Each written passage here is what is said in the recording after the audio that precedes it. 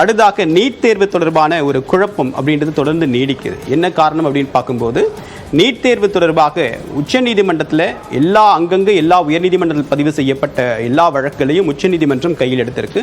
தலைமை நீதிபதி சந்திரசூட் தலைமையிலான அமர்வு கடந்த 3 நாட்களாக இந்த வழக்கு விசாரணையை மேற்கொண்டு வராங்க. நேற்றும் இந்த வழக்கு விசாரணைக்கு வந்தப்ப கிட்டத்தட்ட NTA தேசிய தேர்வு முகமை, மத்திய அரசு, மத்திய கல்வி அமைச்சகம் இந்த 3 பேர் தரப்பிலிருந்தும் அதுக்கு முந்தின நாள் மாலையிலே பிரமாண பத்திரம் தாக்கல் செய்யப்பட்டிருந்தாங்க. என்ன தாக்கல் செஞ்சிருக்காங்க அப்படின்னு பார்க்கும்போது, எங்கள் தரப்பில் என்னென்ன நடவடிக்கை எடுத்திருக்கும், இது ஒரு சிஸ்டமேட்டிக் ஃபெயிலியர் கிடையாது, இது முழுக்க ஒரு குறிப்பிட்ட மாணவர்கள் தான் இந்த மாதிரியான முறைகேட்டில் ஈடுபட்டிருக்காங்க, அவங்களுக்கு நாங்கள் கடுமையான தண்டனை கொடுத்திருக்கோம், 3 வருஷங்கள் தேர்வு எழுத தடை விதிச்சிருக்கும் அப்படின்ற ஒரு அவங்க தரப்பு வெர்ஷனை கொடுத்துருக்காங்க.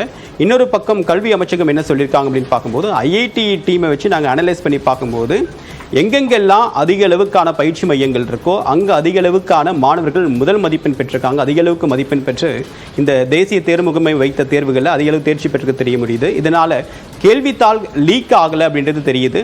ஸோ இது ரொம்ப ஒரு மினிமலான ஒரு எரர். இதை சரி செய்வதற்கான முயற்சிகளை நாங்கள் எடுத்துகிட்டு இருக்கோம். இன்னும் 63 பேர் மேலே நாங்கள் கைது நடவடிக்கை எடுக்கிறதுக்கான முகாந்திரம் இருக்குது. வேறு யாரெல்லாம் சம்மந்தப்பட்டிருக்காங்களோ இதை நாங்கள் சும்மா விட மாட்டோம் அப்படின்னு சொல்லியிருக்காங்க. அது மட்டும் இல்லாமல் இந்த நீட் தேர்வை ஸ்ட்ரென்தன் பண்ணுவதற்கு இருக்கக்கூடிய பிரச்சனைகளை சரி செய்து தொடர்ச்சியாக வரக்கூடிய காலங்களில் முறையாக நடத்துவதற்கு ஒரு குழுவையும் அமைச்சிருக்கும் அப்படின்னு நீதிமன்றத்தின் முன்பு பட்டியலிட்டிருக்காங்க. ஸோ இந்த விஷயங்களை ஒரு பக்கம் நீதிமன்றம் கவனத்தில் கொண்டாலும் கூட நீதிமன்றம் இதை எப்படி அணுகப் போகுது? என்ன இப்போ முக்கியமான இருக்கக்கூடிய கேள்வி, 24 லட்சம் மாணவர்கள் எழுதிய தேர்வை ஒரு சில மாணவர்கள் மட்டுமே தப்பு பண்ணாங்க அப்படின்றத எப்படி இந்த தேர்வு முகமையும் மத்திய அரசும் உறுதி செய்கிறாங்க? அதுக்குள்ளே இவ்வளோ வேகமாக இந்த விசாரணை முடிஞ்சதா?